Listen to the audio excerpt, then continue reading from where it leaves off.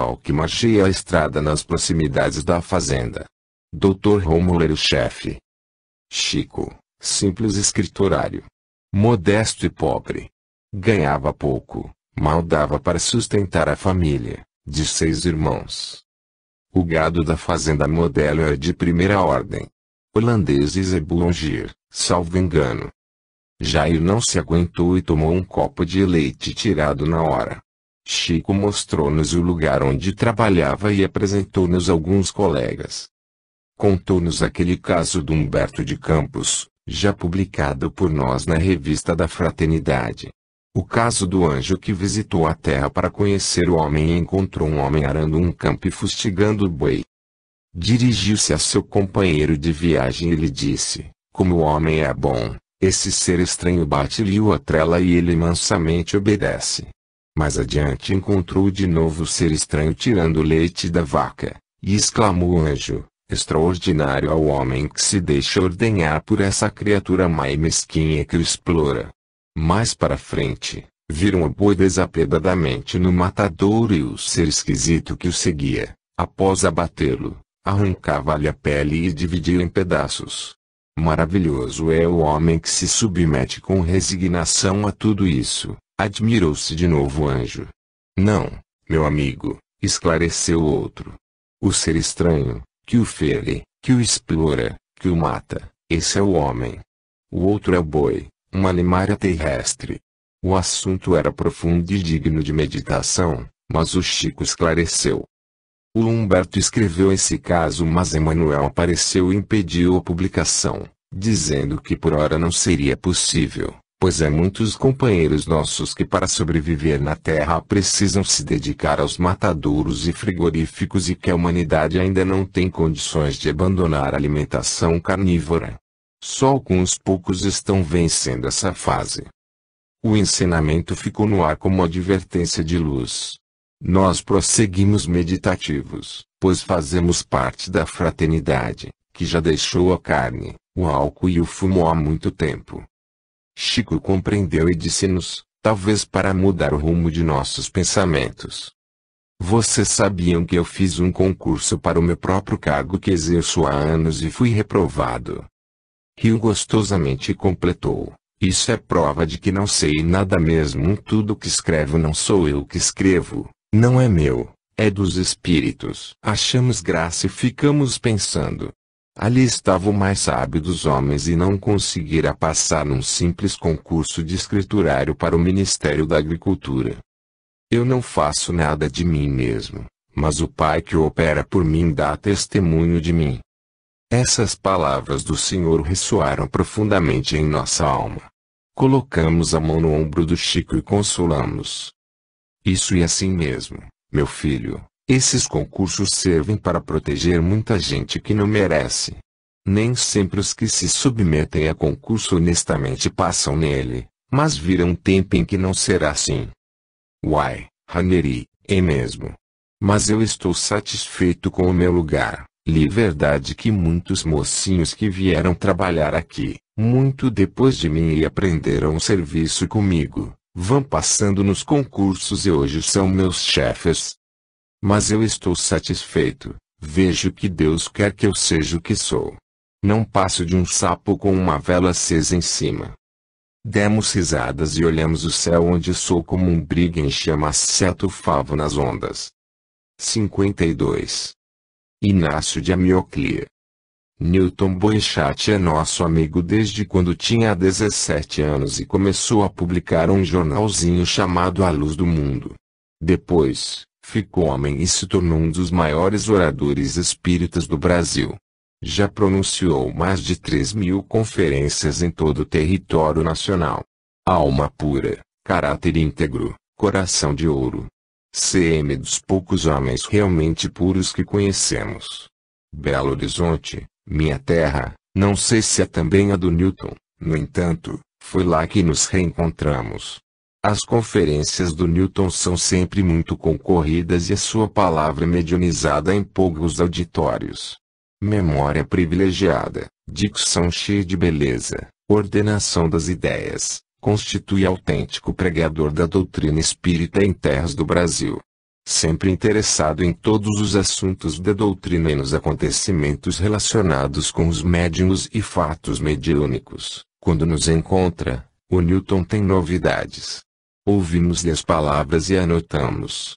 Em toda parte, estamos constantemente aprendendo. Jamais deixamos, nessas horas, de comentar Chico Xavier.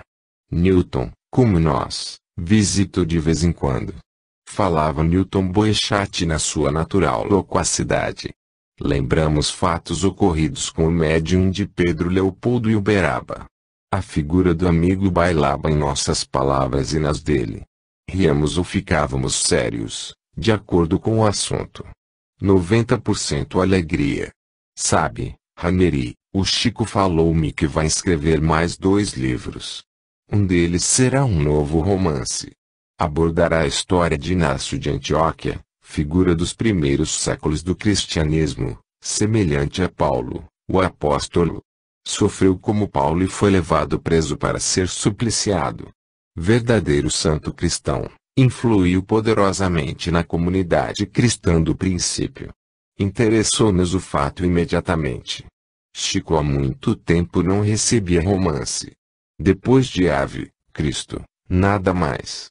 Só mensagens e algum livro de André Luiz.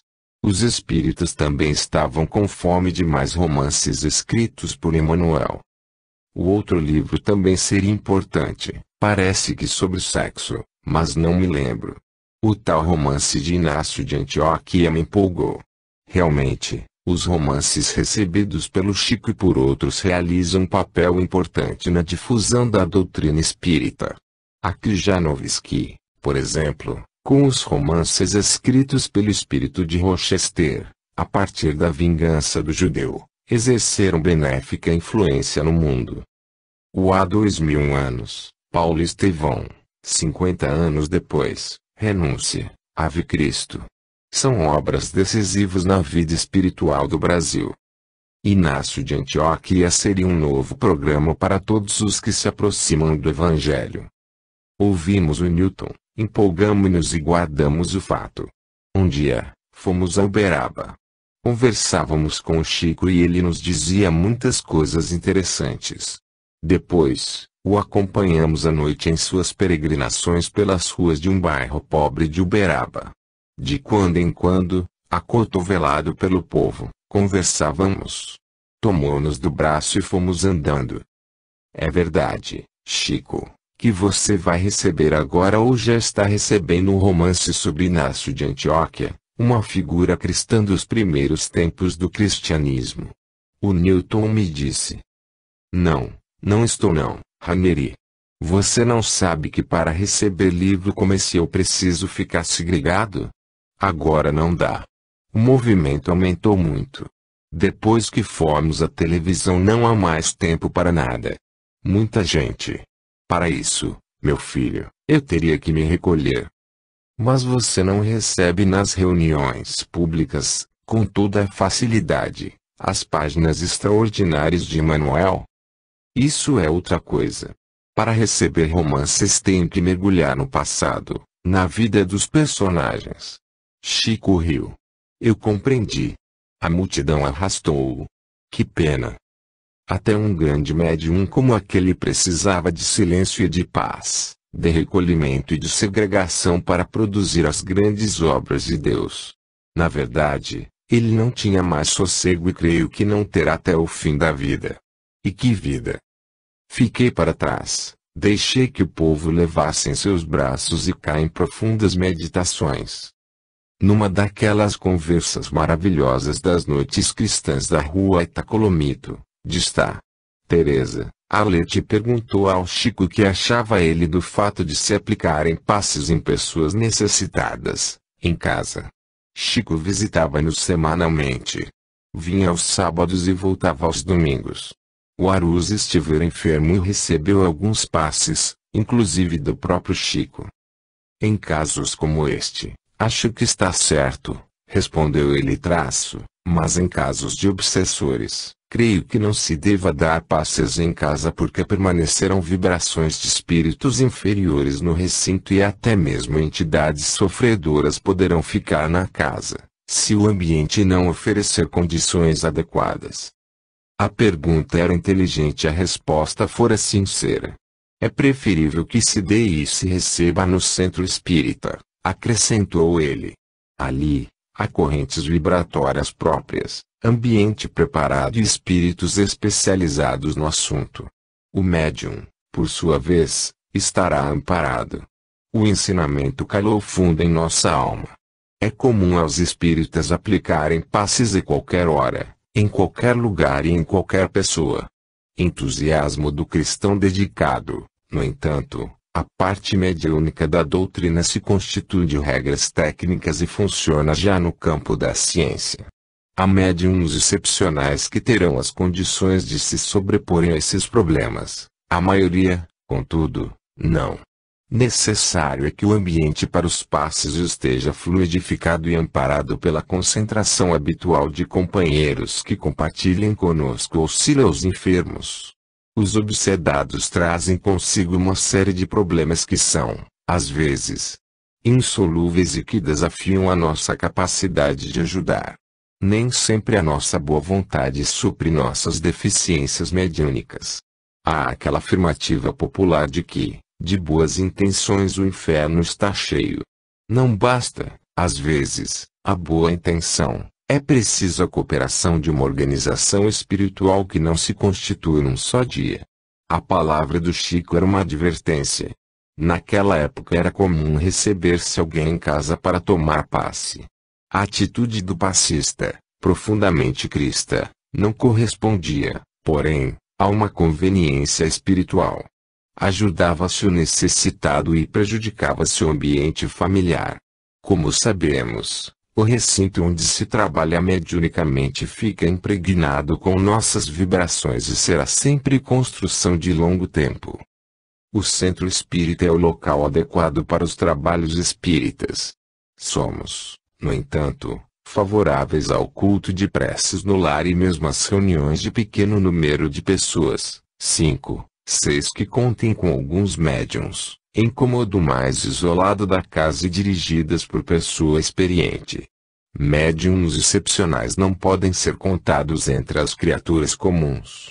Para eles, a situação é urgente, pela assistência espiritual de que estão rodeados. Realizam o que lhes é permitido em qualquer lugar, em qualquer ambiente, com qualquer pessoa, e tudo dá certo. São, entretanto, médiuns excepcionais, fora do comum.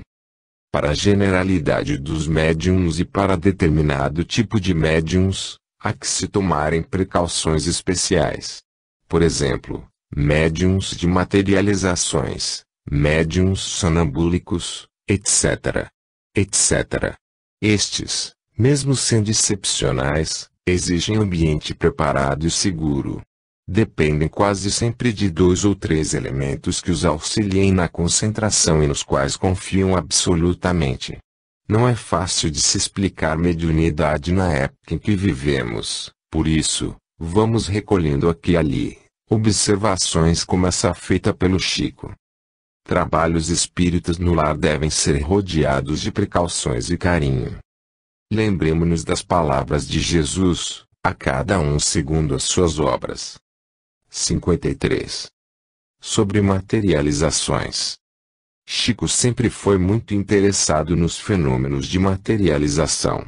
A importância que deu a eles foi das maiores. No tempo do Peixotinho, entusiasmou-se mais ainda e certa vez me deu uma revista que trazia artigo ou reportagem com fotografias de espíritos materializados, em pleno dia, nos Estados Unidos, parece que no acampamento espírita de Chesterfield. Materializações modernas daqueles dias. Pediu-nos, de viva voz, que quando publicássemos o livro Materializações Luminosas, para colocarmos a legenda uma amiga espiritual de Chico Xavier sob a fotografia do espírito de Memei. A fotografia fora batida pelo Henrique Lomba Ferraz com a mediunidade do Peixotinho, em reunião realizada em Pedro Leopoldo, Presente Chico Xavier e no Centro Espírita Luiz Gonzaga. Algumas reuniões do Peixotinho, com a presença do Chico, se realizaram ali e o Peixotinho, de vez em quando, visitava o Chico e lá permanecia hospedado com ele durante muitos dias.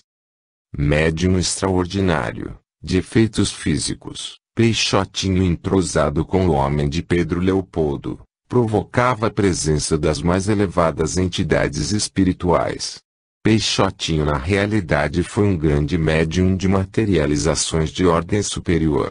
Clarões, relâmpagos como no Monte Sinai, visita espiritual de espíritos iluminados que pronunciavam palestras filosóficas de nível acima do comum dos mortais. A admiração de Chico pelo Peixotinho sempre foi grande. Tinha o médium de Macaé na mais alta conta. Peixotinho era a suprema humildade. Pessoalmente, ninguém dava nada por ele. Pequeno, magro, simpático, pobre. Só mais para o fim da vida é que seus recursos aumentaram por força de aumento de vencimentos do exército. Alma aberta a todas as amizades, coração puro. Parece que na ocasião tinha 6 ou 7 filhos, talvez 9, não me lembro bem. Há pouco tempo atrás, fomos a Uberaba. Altas horas conversávamos com o Chico na rua, à porta do centro, na hora da despedida. Alguns amigos, dos que ficam até depois do fim. Chico ria, conversava, contava pequenas histórias, comentava fatos. A conversa repentinamente foi conduzida para as materializações. Falamos do Zé Jorge, bom médium também de efeitos físicos, e falamos de outros, novos. Chico, após elogiá-los, falou de chofre. Raneri, médium como Peixotinho, não acredito que apareça nunca mais. Era um médium extraordinário. Não penso assim, Chico, replicamos. Outros terão que vir, a doutrina continua e os homens estão aí. Pode ser, mas não creio, concluiu ele. Ficamos olhando o companheiro pensativamente. De fato, Peixotinho foi um caso diferente, mas para Deus nada é impossível. Chico riu de novo e mudou de conversa. Lá em cima no céu, as estrelas brilhavam e o espírito do Peixotinho, agora na espiritualidade, talvez estivesse nos ouvindo e sentisse vontade de reencarnar. Quem sabe? 54. Ainda o Peixotinho. Não teria o Chico colaborado com seu ectoplasma para as materializações de Pedro Leopoldo com o Peixotinho? Temos a certeza que sim. Temos a certeza de quem estuda os fenômenos espíritas, não há prova. Entre uma coisa e outra, a distância é muito grande. Todos os assistentes ou membros de uma reunião de efeitos físicos colaboram com maior ou menor quantidade de ectoplasma ou de vibrações. É uma contribuição pessoal, inconsciente, porém sempre mínima em relação à contribuição do médium de efeitos físicos, especialmente sendo ele Peixotinho. Peixotinho sempre produziu fenômenos de materializações de alto nível, mas acontece que as de Pedro Leopoldo são belíssimas. Vejamos, por exemplo, a fotografia da materialização de Ana, assim como a de Memei. São lindas, destacando-se o rosto, que é uma perfeição, e mais do que o rosto, a expressão fisionômica. Notamos, desde o começo, que as materializações com a presença do Chico melhoravam.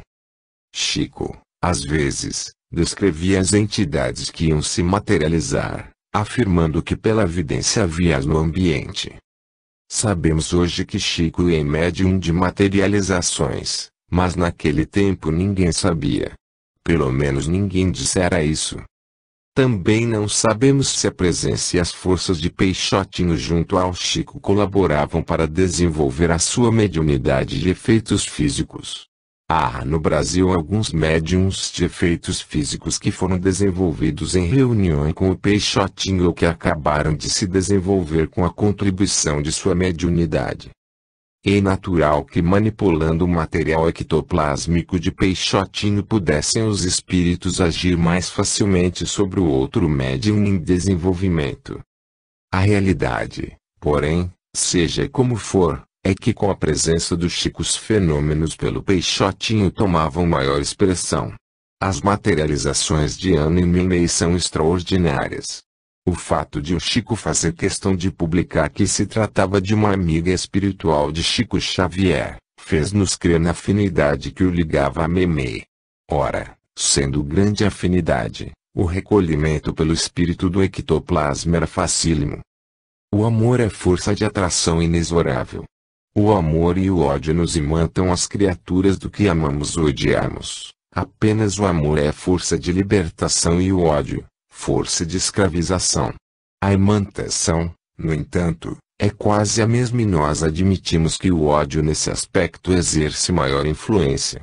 Chico, que mais tarde se revelou como médium de materializações, assunto que será relatado no volume sobre mediunidade, que estamos elaborando, e no Teoria e Prática das Materializações, livro a sair, naturalmente, forneceu enorme quantidade de ectoplasma para as materializações de Memei e Ana. Quanto a isto, não temos a menor dúvida, apenas, como sempre, pela humildade que o caracteriza, não se referiu ao caso, deixando que tudo ficasse a conta de Peixotinho. 55. O conversador mediúnico. Frank Harris disse de Oscar Wilde que este era um conversador genial. O encanto da palavra do futuro prisioneiro de Reading prendia os que ouviam. De seus lábios brotavam os lírios do vale e as flores do campo. De seus olhos desprendia-se o magnetismo capaz de arrastar multidões. Tudo nele era magnetismo e força. Chico é da mesma raça e da mesma têmpera, porém num clima cristão. Wilde, que sonhava com a Grécia, era o grego que descendia de Alcebiades. Chico, que sonha com o Cristo, descende de Sócrates. Num, a beleza da arte, no outro, a grandeza da sabedoria. Chico é sábio. Wilde era o escritor do mundo que buscava o reino da perfeita beleza humana. Só no fim da vida Wilde buscou Cristo, embora já falasse nele muito antes. A sabedoria do Chico, porém, tem a beleza das expressões de São Francisco de Assis. Trazem-se o tom franciscano e a resignação do polvereiro. Há muita identidade entre Chico e Francisco.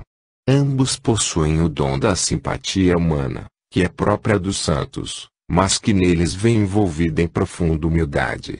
Cremos que apesar dessa humildade, Chico seja o maior conversador mediúnico que o mundo já conheceu. Multidões procuram em Uberaba e já procuravam em Pedro Leopoldo e desfilam à sua frente. Cada um é recebido com um sorriso e uma palavra de bondade. Chico ouve com carinho e simpatia os pedidos que lhe fazem, as consultas que lhe exprimem e, tendo ao lado, segundo ele, entidades espirituais, notadamente Emanuel Bezerra de Menezes, vai respondendo. As aflições das criaturas do que sofrem são colocadas em suas mãos e ele, sem pestanejar, diz o que os espíritos lhe informam ali através da audiência. Vai tentando encaminhar ou solucionar os problemas e fala mansamente, de irmão para irmão. No entanto, ao mesmo tempo vai autografando livros e de quando em quando, contando histórias ou fazendo pequenos comentários, entremeados quase sempre de risadas alegres. Todos riem com ele porque o seu riso é contagiante. Chico, todavia, é extraordinário conversador, atravessa a noite conversando. E fala de tudo: religião, ciência, literatura, arte, modas, assuntos do dia e problemas humanos. Está sempre ao par dos acontecimentos do Brasil e do mundo. Como pode ele saber tudo isso, atendendo aquelas multidões? Ninguém sabe. Pode mesmo ser que conversando com todo mundo acabe sabendo tudo. Mas a verdade é que não há tempo para lhe falarem dos acontecimentos do mundo. Cada um traz o seu problema cruciante, que faz questão de lhe relatar. A maioria vem aflita, desesperada. Poucos amigos se perdem no meio do povo. A paciência de Chico é infinita. Nunca demonstra má vontade. Fala, conversa, acalma, orienta, consola. E isso é permanentemente. Sem descanso quase. As reuniões avançam noite adentro e ele também prossegue, incansável. Nos últimos tempos, costuma descer a pé do centro espírita até a praça principal de Uberaba, que deve distar uns 3 quilômetros. Acompanhamos-lo uma noite após o término dos trabalhos. Eram mais ou menos 2 horas da madrugada. Disse ele que estava fazendo aquele passeio depois das reuniões, agora, habitualmente, como exercício físico e que se sentia muito bem.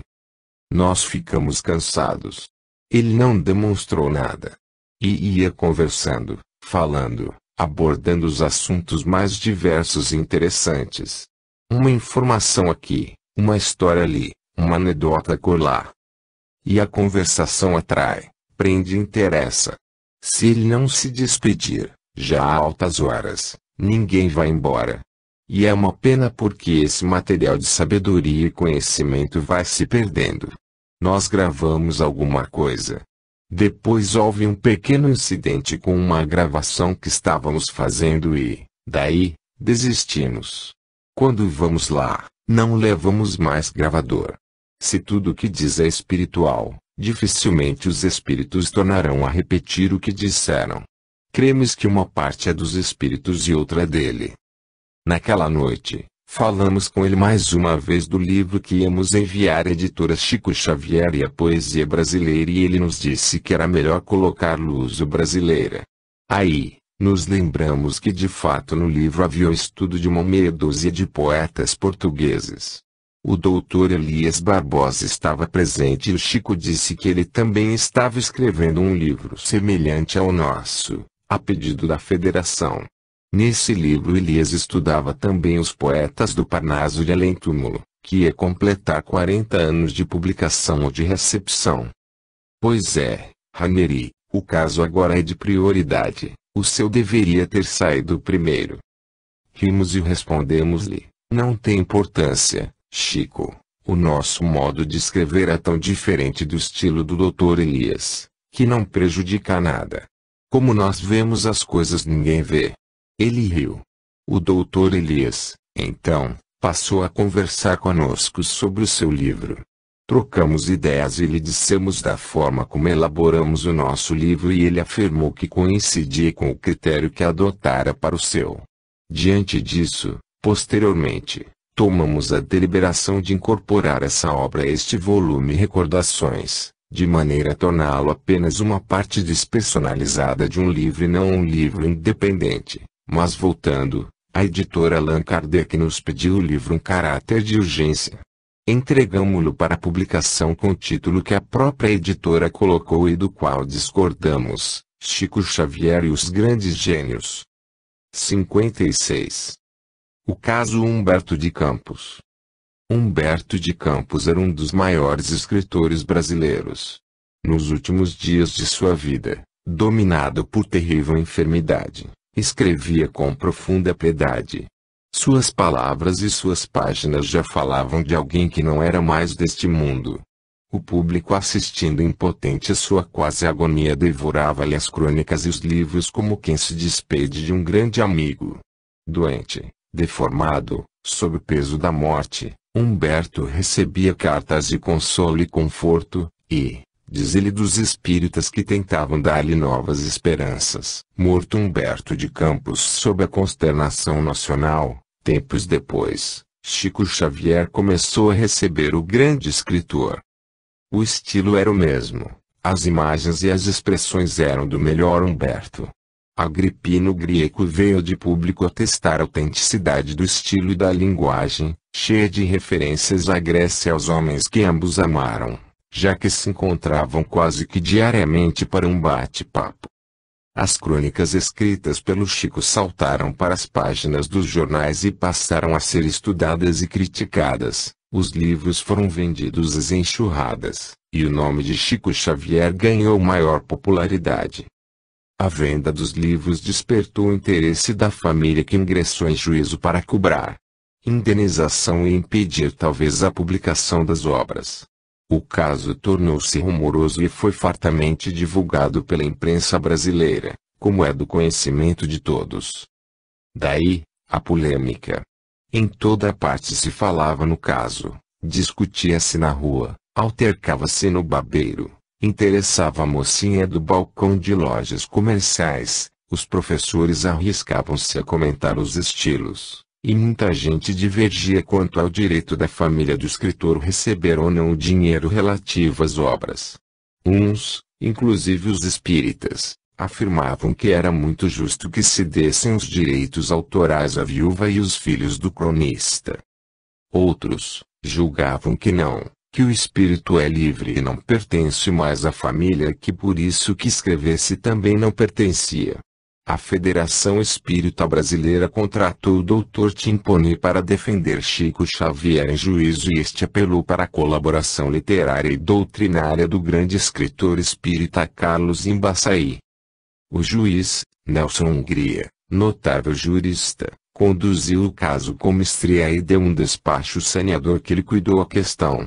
Nesse tempo, porém, lá do Maranhão, uma velhinha bondosa, que acalentara nos braços, um dia, o seu filho amado, escreveu a Chico Xavier e lhe enviou o retrato do escritor com carinho. Dona Ana de Campos Veras, que naturalmente contemplara o cajueiro que seu querido filho plantara quando criança, na Parnaíba, saudosa e cheia de ternura, manda também ao médium estas palavras singelas mas profundas. Ao prezado Sr. Francisco Xavier, dedicado intérprete espiritual do meu saudoso filho, Humberto, ofereço com muito afeto esta fotografia, como prova de amizade e gratidão. Da criada atenciosa, Ana de Campos Veras, Parnaíba, 21 de 05 de 1938. Mulher extraordinária. Coração de mãe não se engana. Através das páginas recebidas por Chico Xavier, ela não só viu o estilo glorioso do filho, mas viu-lhe também a alma amorosa e cristã.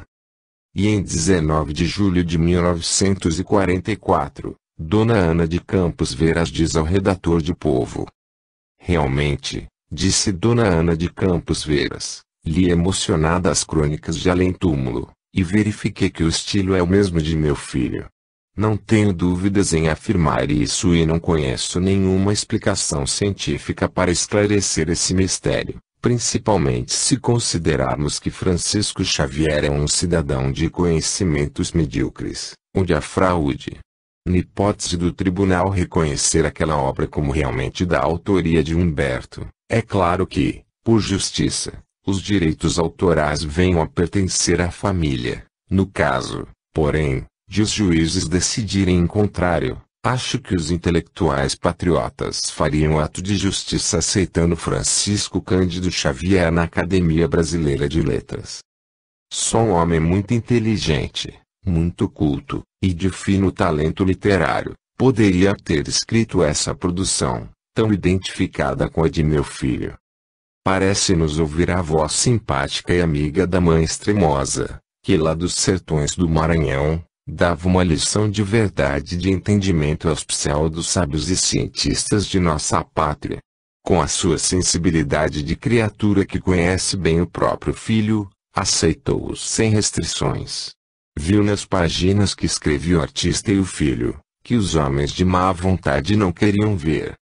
No caso, porém, de os juízes decidirem em contrário, acho que os intelectuais patriotas fariam ato de justiça aceitando Francisco Cândido Xavier na Academia Brasileira de Letras. E é verdade, ou acreditavam que era verdadeiramente o espírito de Humberto que escrevia as obras, e na opinião de Dona Ana de Campos Veras, e aí então a família do escritor merecia os direitos autorais ou então, que dessem ao Chico uma cadeira na academia. A justiça e os homens, no entanto, não fizeram nenhuma coisa nem outra. A justiça lavou as mãos como Pilatos e declarou que ela nada tinha a ver com o caso que fugia ao seu domínio, pois, não poderia legislar no reino do espírito. E os brasileiros não tiveram talvez a coragem de lhe dar uma cadeira na academia. Mas a velhinha serena que lhe mandara o retrato do filho, na sua simplicidade de mãe, deu-lhe quase, em seu coração, o lugar do próprio filho. 57. Direitos autorais. Há muita gente que não sabe que Chico Xavier não recebe para si os direitos autorais dos livros que escreve.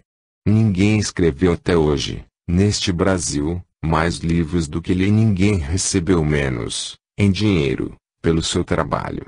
Creio que tem recebido muito em amizade, amor e compreensão, em simpatia humana e em popularidade.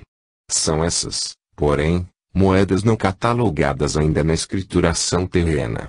Não aficharam entre os homens para registrar o amor, nem inventaram ainda a máquina que registra as irradiações de simpatia, mas já existe o Ibope, figura moderna capaz de acusar a posição aproximada do escritor ou do artista, do santo ou do médium, no coração do público, e Chico, nesse aspecto, pode saber o quanto os brasileiros o amam.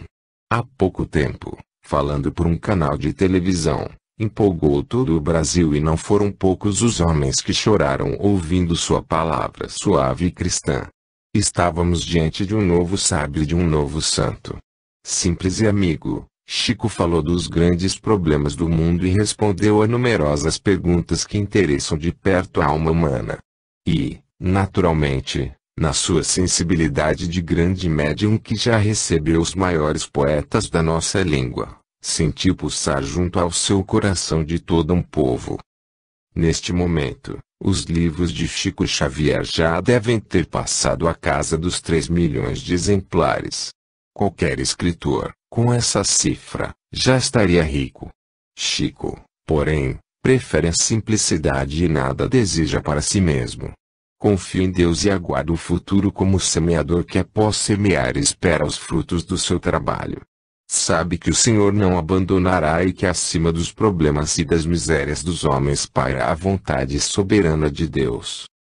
Todos os direitos autorais das obras de Chico Xavier são destinados a amparar os pobres e os sofredores. A Federação Espírita Brasileira recebe a maior parte, já que não são muitos os livros publicados fora dela. Outras editoras têm publicado livros seus para atender a instituições de caridade. Enquanto seus livros rendem milhões, Chico Xavier vive com um minguado vencimento de funcionário aposentado da Secretaria da Agricultura. Cada edição de livro dele é geralmente de 10 a 15 mil exemplares e saem 2 a 3 livros por ano e às vezes até mais. Chico, contudo, se mostra indiferente ao dinheiro que possa vir das obras dos espíritos para ele. O dinheiro relacionado com as coisas espirituais não existe. A Livraria LAC de São Paulo publicou uma dúzia de livros do Chico, o GEM mais 9 livros e a Comunhão Espírita Cristã de Uberaba vem publicando uma série. Entre esses livros publicados fora da federação estão aqueles de tamanho e formato pequeno que encontraram grande aceitação. Livros de bolso, cômodos, portáteis. Os direitos autorais concedidos pelo Chico são sempre mediante documento passado em cartório, por escritura pública, pelo menos é a conclusão a que chegamos, ouvindo-lhe algumas vezes comentários sobre o assunto. Nada fica para ele. Há ocasiões em que está em dificuldades financeiras, de caráter pessoal, mas mesmo assim não aceita nem recebe dinheiro algum. Rígido em questões relacionadas com a doutrina, de uma rigidez quase brutal. Ele que é tão bom, tão manso e tão humilde, não permite nem aceita que paire qualquer sombra ou dúvida sobre as coisas da doutrina. Jamais admitiu que se supusesse que as obras que escreve fossem suas. São obras dos espíritos e como tais não lhe dão direito a nenhum lucro ou vantagem. Dai da graça o que de graça recebestes, disse o Senhor. E ele assim o faz por amor a todos nós. 58. Visita ao Chico, 03 de 02 de 1973. Fomos a Brasília. Melo, Feliciano, Rui, conosco. Viagem cansativa mas interessante. Rodamos das 4 horas da tarde às 9 horas da manhã do dia seguinte. Nosso objetivo: resolver o problema da autorização de faculdades para Guaratinguetá. Brasília resplandecia em sua glória arquitetural de cidade do futuro, mas que no presente é apenas uma cidade desumana. O gênio de Niemeyer explodia aqui e ali nas construções de feitio oriental, às vezes e de inspiração marciana, outras. A igreja que são mãos unidas para o céu, o Senado e a Câmara que lembram os discos voadores. Lúcio Costa deslizava nas rodas dos automóveis porque o seu traçado genial não deixou lugar para os pedestres e para os pobres. Naquela cidade não podem viver os humildes. Brasília não esmaga o homem com sua grandeza, mas conduz a alma a um estado estranho de incompreensão. Compreendemos ali, beleza, e admiramos, mas não temos onde situar o homem.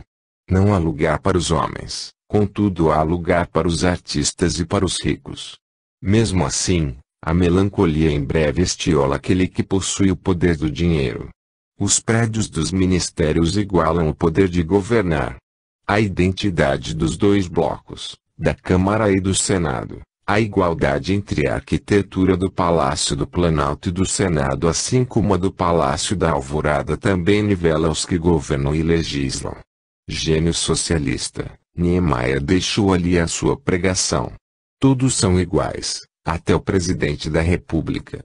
O Itamaraty enfrenta outro prédio que apenas se diferencia dele ligeiramente nas reentrâncias das colunas. São iguais. De repente, a bandeira do Brasil, mal colocada, porém, imensa na sua majestade, clama contra a igualdade talvez inconsciente do artista. Um rio cheio de moedas que os transeuntes, os turistas lhe atiram no fundo das águas. Fala do romantismo do povo que homenageia o presidente. Entre o povo e o presidente, o artista colocou um pequeno córrego lembrando os palácios medievais, e nele o povo atirou as moedas singelas de seu país. Brilham como estrelas no lodo das águas. Voltamos de Brasília no sábado, paramos em Uberaba. Em Goiânia havíamos reencontrado a cidade tradicional movimentada, que tem calor e vida. Diferente de Brasília, o povo está nas ruas e as artérias largas, sem exagero, parecem formigar de gente. Moças, rapazes, velhos, crianças, mulheres, todos se encontram. Casas de comércio, movimentadas, cores nas roupas, cores nas vitrinas, cores nas ruas. Tudo é vida e trepidação. Uberaba, contudo, embora menos bela, é também movimento e vida. Todavia, no ar, a impressão do vício escondido. Os carros que à noite rodam desenfreados na praça e a rapaziada que leva as moças em algazarras e alaridos. Os poucos bares estão sempre cheios e os meninos que, a cada passo, pedem esmola, falam da pobreza do povo e da humildade daquela gente. Ali, no entanto, é a terra do gado e dos fazendeiros ricos. Enquanto, dizem, os milhões correm nas algibeiras e nas carteiras de cheques dos homens do gado, as crianças mendigam pelas ruas e pelas praças. Chico estava na peregrinação. Procuramo-lo. Chegáramos atrasados. As ruas de terra por onde andava ele e a sua gente exibiam as poças de água e o capim molhado, que crescera desordenadamente. No meio da noite, uma lanterna brilhava sobre a cabeça de um rapaz que erguia. A pequena multidão seguia o missionário que ia de porta em porta fazendo a sua pregação. Pobremente vestido, ar cansado, sobre os braços de um homem enorme que sufocava e de uma mulher silenciosa que gozava o prazer de travá-lo rijamente pelo braço, como se dissessem ter triunfo. É só meu. Só meu. De mais ninguém. Ele gosta de mim, eu sinto. Só meu. Chico falava, Chico sorria, Chico andava, Chico se dobrava sob o peso da missão e da vida, humildemente. Acompanhamo-lo sem que nos visse. Parava à porta de uma casa, os moradores vinham vê-lo, o povo à volta, silencioso, atento. Família pobre que lhe visita. Abria um livro ou mandava que alguém abrisse, um livro espírita, de Emmanuel André Luiz, e lia. Alguém dizia alguma coisa. Ele comentava com espírito. Sem que ninguém percebesse, uma das mulheres que o seguiam, como aquelas que seguiram Jesus, entregava um envelope com dinheiro nas mãos do dono da casa, e a caravana prosseguia, na noite à luz bruxuleante da lanterna. Alguns rapazes, também disfarçadamente, haviam levado mantimentos para aquelas criaturas num saco branco. Perto dele, atrás com os outros companheiros, arrastávamos os nossos pés. Às vezes numa poça d'água, noutra no barro mesmo. A felicidade brilhava em todas aquelas almas, e na nossa. As palavras do Chico contando um caso aqui, outro ali, era um pássaro de luz que voava entre nós.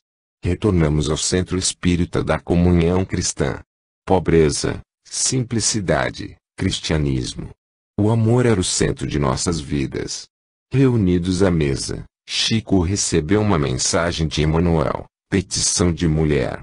Leu-a em voz alta. Após, passou a ouvir a pequena multidão que o cercava. Ouvia-lhes as amarguras e as dores, os sofrimentos e as desgraças, e para todos encontrava a palavra que consola e levanta. Abraçamo-lo no fim. Abraçou nossos amigos. E começou a falar sobre adultério. Um homem ali lhe perguntava e ele respondia: não concordo com essa história de que o homem pode fazer o que quiser e a mulher, não. Sou pela castidade, mas como dizem os ingleses, tudo o que o ganso bebe a gansa também pode beber. O homem acha que pode fazer o que quiser, mas a sua mulher não. O homem acha que pode fazer tudo o que quiser, mas o seu pai, não. O homem acha que pode fazer tudo o que quiser, mas o seu filho, não. Não, eu não concordo. Guardem a castidade, mas fiquem sabendo que tudo que um pode fazer o outro também. Sou pela castidade de ambos, mas repito que tudo o que um faz o outro pode fazer. Estou dizendo isto porque este senhor tem uma escola de oradores espíritas e quer que eu diga algo sobre adultério. Creio que o melhor é que, havendo dúvida, os oradores não tratem do assunto. Tudo o que levanta a dúvida para a doutrina deve ser deixado de lado até uma melhor oportunidade. Assunto controvertido, fique de lado. Os oradores não devem fazer, de público, confusão na cabeça dos ouvintes. Nem todos têm condições de entender. Nós, aqui estamos falando em família, em particular. Vou contar um caso para vocês. Minha mediunidade começou aos 15 anos. Comecei a receber os espíritos, a ver, e ela foi se desenvolvendo. Quando eu estava sem uns 20 anos, um amigo de meu pai me disse um dia que ia me levar para passear, dizendo que ia fazer um serviço especial. À noite, fui com ele. Levou-me a uma casa de mulheres. Quando entrei e vi nossas irmãs, lhe disse: por que é que me trouxe aqui? Se eu quisesse vir, teria vindo sozinho, não era preciso ninguém me trazer. Ele respondeu: foi seu pai que me pediu, acha que você já está na idade. Eu não quero nada disso, se quisesse teria vindo sozinho. As mulheres, porém, nos rodearam e disseram logo: vejam quem está aqui, o Chico Xavier. Gente, hoje não vai ter nada não. Vamos fazer uma prece juntos. E logo foram pedir um evangelho emprestado nos vizinhos porque ali não havia nenhum. E foi uma coisa. Prece, passes, palavra dos espíritos. Grande alegria cristã. 4 homens, porém, revoltados, chamaram: Chico, porque aqui você tinha que vir aqui hoje. Chico riu e nós também rimos. Hoje, acrescentou ele, tudo evoluiu, mudou. Diz o espírito de Emmanuel que as religiões colocaram um tampão no problema do sexo e não havia meios, através dos espiritualistas, de chegar às criaturas maiores esclarecimentos. Os religiosos não admitiam conversa sobre sexo, os pais não falavam com os filhos sobre o assunto. Daí, então, veio uma ordem de espiritualidade superior. Começar pelo materialismo, e através dele que chegarão as primeiras notícias. E assim foi. Não demorou e os médicos, os psiquiatras, os psicólogos, todos começaram a falar de sexo. Com os doentes, com os jovens, com todo mundo. O que o ganso bebe a gansa também pode beber. Tudo evoluiu. Não concordo com essa história de que um pode fazer tudo o que quiser. Defendo os dois e sou pela castidade, mas defendo principalmente a mulher. Aproximamo-nos dele para conversar. Falou conosco de livros. Depois, voltando-se para o Feliciano, começou a falar-lhe de cursilhos. E para nós? Não podemos permitir que a Igreja Católica agora se acabe. Ela está se dividindo. Isso não pode acontecer. Ela precisa sobreviver mais 100 anos. Nós não temos condições de receber os católicos que estão vindo em multidões. Todas as semanas vêm aqui mais de 1000. Estão saindo da igreja e nós não temos tempo nem recursos para recebê-los. Nem eu, Ranieri, nem você. Nossos centros espíritas são como choças e eles estão saindo dos palácios. A igreja não pode se dividir porque se isso acontecer e ela perder a autoridade sobre o povo, muita gente vai ficar doida. Haverá crimes horríveis por todo lado e em quantidade.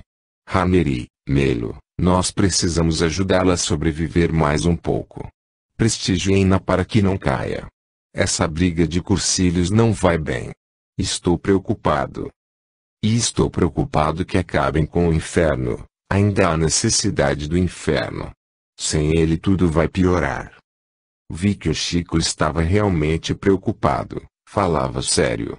Não ria como lhe é habitual. Ficamos meditando. Suas palavras nos recordaram Manuel de Nóbrega e Anchieta lançando no início da colonização brasileira as primeiras sementes do Evangelho em terras do Cruzeiro. Procuramos a janela para ver as estrelas, mas o céu estava escuro. As nuvens de chuva ainda estavam no céu. 59. Chico na TV. As televisões anunciaram que Chico Xavier compareceria no Pinga a Fogo. Expectativa, suspense, interesse. Todos aqueles que nunca o viram vibraram porque teriam agora a oportunidade de vê-lo e ouvi-lo. Por toda parte se ouvia dizer que Chico em determinado dia estaria frente a frente com as câmeras de televisão. Nós, também, de Guaratinguetá, aguardávamos. Já imaginávamos Chico diante do terrível pinga-fogo que já interrogara tanta gente importante, desde o tempo de Aurélio Campos. Zero pinga-fogo era um desafio. Chico era um santo e um ingênuo, um simples e um bom. Como se portaria na televisão? Essa era a pergunta que cada um se fazia a si mesmo. Valeria a pena se arriscar a tanto? Haveriam de estraçalhá-lo ou os espíritos que o assistem estariam presentes para ajudá-lo? Lembrávamos-nos de Cruzeiro e do caso Otília Diogo. O fato abalara o Brasil. Os jornalistas que não tinham conhecimento da técnica dos fenômenos construíram a confusão. Valdo Vieira deixara a mediunidade após aquele fato e Chico retornará, sereno, ao seu trabalho evangélico. Mas apesar disso, o acontecimento ficou no meio comum como uma grande e imensa dúvida. Nós escrevemos um folheto, em defesa da mediunidade. Embora a publicação de 20.000 exemplares, parecera-nos que não atingir o grande público, diluíra-se na massa e permaneceu quase ignorado. Vinha, agora, o Chico à televisão. O que iria acontecer? Os espíritas estavam esperançosos e preocupados. A esperança de vê-lo triunfar, a preocupação de vê-lo novamente sofrer a incompreensão dos homens. Mas ele foi à televisão e causou um impacto nacional. O Brasil inteiro ficou aparvalhado diante daquele homem simples que falava como um sábio e procedia como um santo. Sereno e sábio, respondia como Sócrates, a todas as perguntas e esclarecia indagações. Deu de novo a impressão de que era o mais sábio dos homens.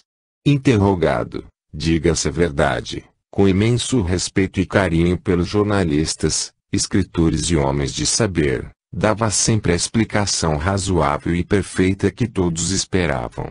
E era comum assinalar, de momento a momento, a presença ali de Manuel e André Luiz, que o auxiliavam a responder. Testemunho da verdade. Dezenas foram as perguntas que lhe fizeram. Entre elas, todavia, anotamos, como resposta ou informação, Esta. Existe um líquido na espinha do homem que se espalha na hora em que ele agoniza e que lhe tira toda a dor. Fica anestesiado. A morte, assim, não dói nada. É uma anestesia geral. O assunto era novo, por isso consultamos os médicos amigos e nenhum tinha conhecimento da existência do líquido que anestesia. Se é do conhecimento da medicina, o que não parece também ser, não é do conhecimento geral porque nós nunca ouvimos falar nisso. Compreendemos, então, que a morte, nessas circunstâncias, não traz sofrimento físico algum e Victor Hugo tinha razão, quando dissera, o sono é a imagem da morte. Revelação interessante para nós, pobres mortais, que tememos a dor, o sofrimento e a morte. Dor e sofrimento que, neste mundo, são necessários, a fim de que o espírito evolua e se aperfeiçoe.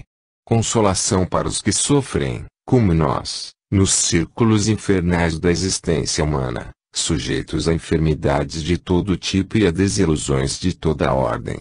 Deus em sua bondade infinita tudo previu e tudo preparou para que o homem em sua jornada pela terra tivesse o pão da vida e o pão da morte. Outras coisas importantes disse o Chico naquela noite. Sua palavra era como bálsamo para nossa alma e como óleo para as lâmpadas da nossa vida. Não coloqueis a luz debaixo da cama, ensinaram o Cristo, mas no velador para que todos a vejam e se iluminem. Sempre houve entre nós e o Chico uma certa coincidência relativa a determinados fatos. Coincidência às vezes extraordinária. No campo da mediunidade é comum recebermos uma informação espiritual aqui e o Chico receber coisa semelhante lá. Por exemplo, durante alguns anos nós tínhamos os originais de um livro que se chamava Palavras de Vida Eterna. Um belo dia, Chico publicou um livro chamado Palavras de Vida Eterna. Recebemos outro livro, do espírito do irmão X, com o título Jerusalém Libertada, e o Chico recebeu um livro que se chamou Portas Libertadas. Enquanto o livro girava nas oficinas gráficas da Federação Espírita Brasileira, o Arlindo de Belo Horizonte publicava em manchete, em O Poder, a notícia do nosso Jerusalém Libertada. Não sabemos se por influência desse fato ou não, mas o caso é que o livro Portas Libertadas do Chico teve o seu título mudado para Libertação, que aliás nos parece o melhor título. Além disso, todas as vezes que estamos escrevendo ou recebendo algum livro sobre assunto que é novidade, Chico também está tratando do assunto. Escrevemos o Sexo Além da Morte e no mesmo período Chico recebeu Sexo e Vida. Coisas assim, coisas interessantes.